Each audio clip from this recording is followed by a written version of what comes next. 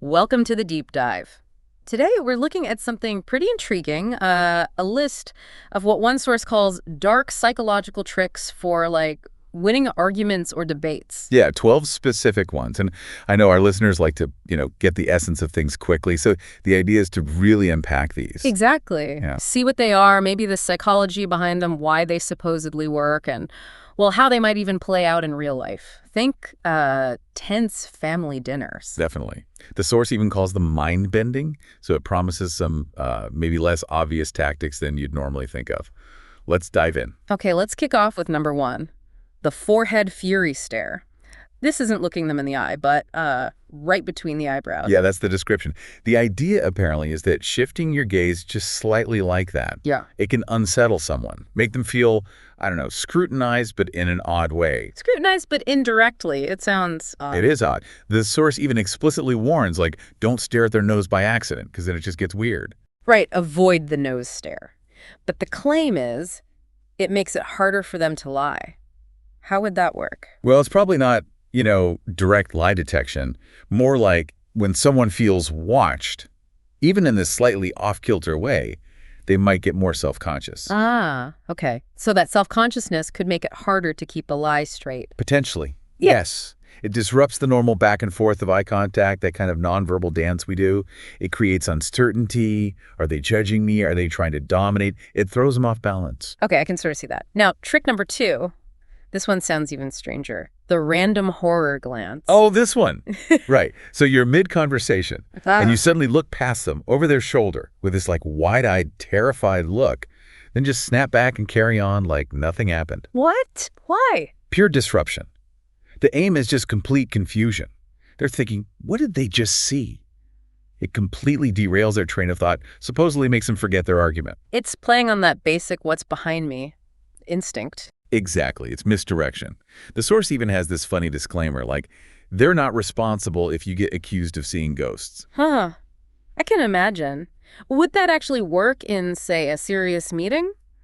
Or would you just look completely unhinged? Probably the latter, in a formal setting, yeah. Yeah. But maybe, in a more casual argument, the sheer weirdness could break the tension. High risk, though. Yeah. Definitely high risk. Right. Okay, let's move to something maybe less theatrical. Trick three. The awkward Nothing. So if someone says something you think is, well, the source says stupid, you just stay silent. That's the idea. Silence can be really uncomfortable. When you say something and just get dead air back, Yeah. you start to second-guess yourself. You still the void. Right. You might rephrase, backtrack, maybe even apologize like the source suggests. It shifts the pressure onto them. The source compares it to, that awful silence after you accidentally call your teacher mom. Exactly. Everyone feels it. So in a debate, it's not passive. It makes them reevaluate their own statement, and it makes you look kind of calm and collected. Effortlessly cool, as the source puts it. Interesting. Could be useful if you tend to get flustered. Just silence. Okay, number four. This one's just amazing. The sand savior. Slight chuckle. Yeah, this was purely for the absurdity factor, I think. You just ask them, do you want some sand? That's it. Completely nonsensical. It's meant to be so random it just stops the argument in its tracks because... And bonus points if you actually have a tiny bucket of sand, though importantly, you're not supposed to throw it. Please don't throw the sand, yes. It's just about the utter unexpectedness, yanking the conversation completely off the rails. I mean, you couldn't use this seriously, surely.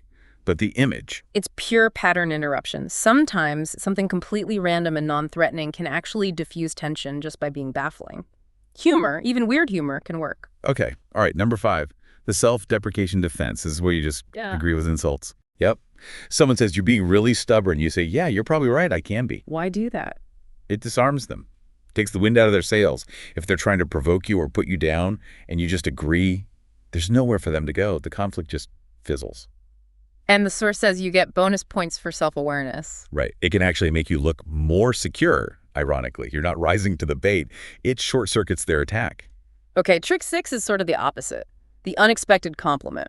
Yeah, so mid-argument, you throw in something genuinely positive about them, like, I really admire how passionate you are about this, even though I disagree. The source says it's like giving a kitten a belly rub. Slight chuckle.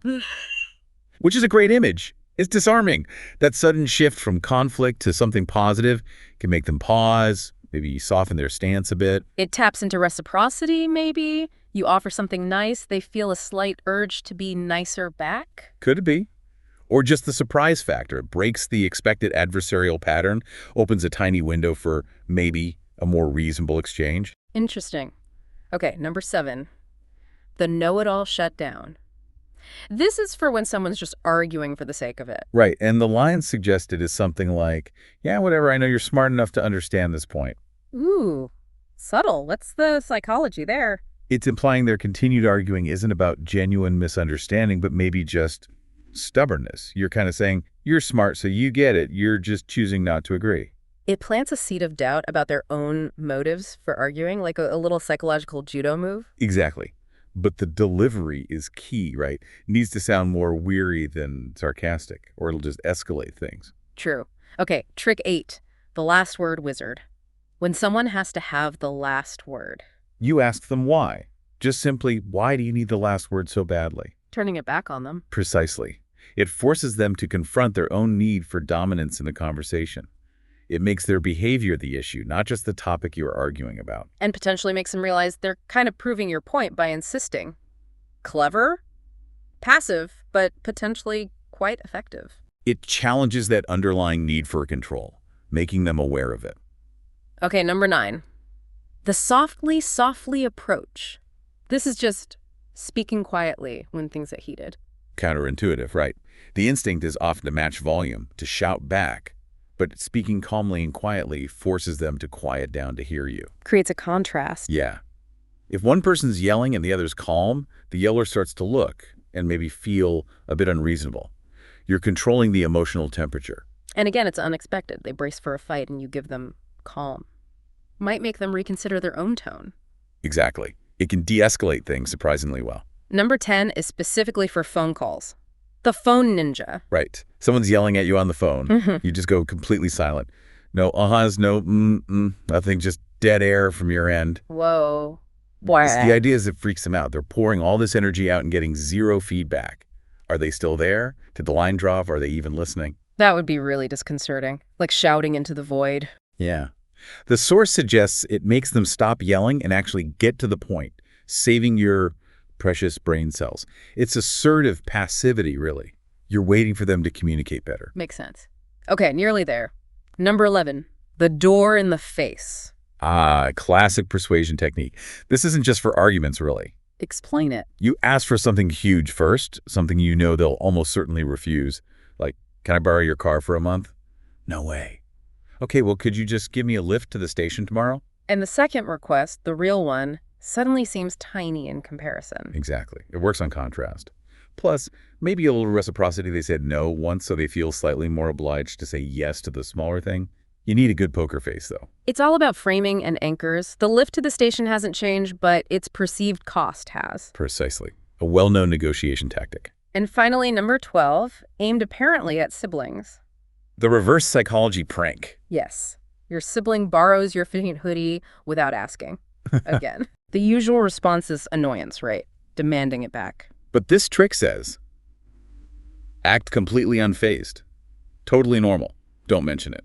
Why? Because they expect a reaction. They might even enjoy getting a rise out of you. If you give them nothing, it's awkward, weird. The source suggests they might actually return the item just to stop the weirdness. Subverting expectations to create discomfort. That's pretty sneaky.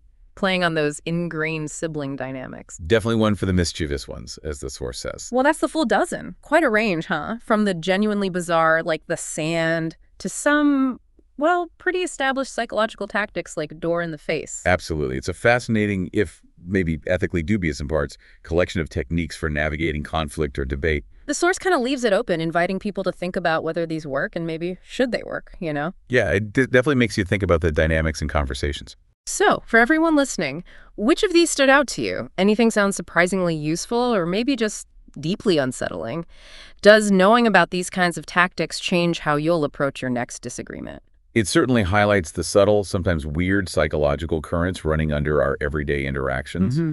Maybe it even sparks an interest, as the source hinted, in looking deeper into persuasion and influence more broadly. Lots to think about.